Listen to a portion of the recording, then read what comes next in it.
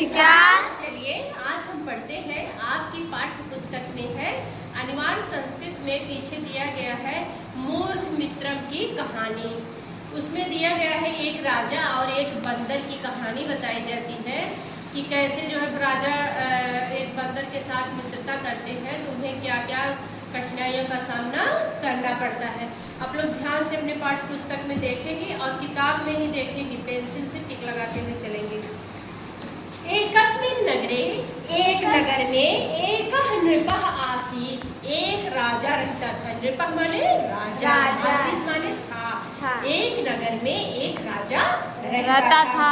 तस्य भवने बहवः पशवः आसन्, उसके राजभवन में बहुत ही सारे, बहवः माने बहुत ही सारे पशु रहते थे।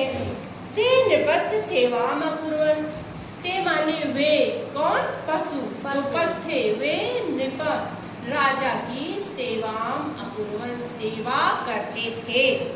तेस पशुषु एकः बानरः अपि, उन पशुओं में एक बानर माने बंदर, माने भी, आसीत माने था, उन पशुओं में एक बंदर भी था। तस्य प्रियः अभवत्, जो राजा को बहुत ही प्रिय था। उन पशुओं में एक बंदर भी था जो राजा को बहुत ही प्रिय था। एकदा नृपः सुप्ता आसीत्, एक बार, एकदम माने एक बार, नृपः माने राजा, सुप्तः आसीत् सो रहा था। एक बार राजा सो रहा था।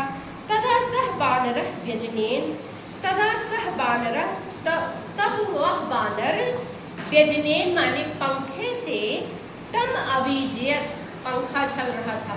तब वह बंदर राजा को पंखा झल रहा था।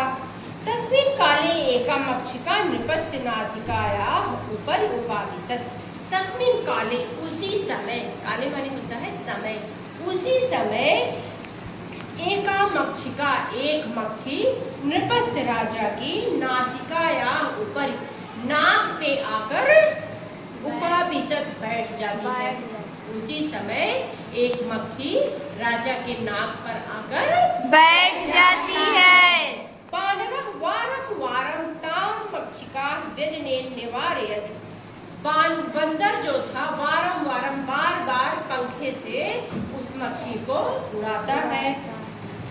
तथापि सा मक्षिका, फिर भी सा मक्षिका, वह मक्खी, पुनः पुनः आगत्य, बार बार आकर, तत्रैव अतिष्ठत्, बैठ जाती थी नाक पर। उड़ती थी मक्खी और फिर बार बार आकर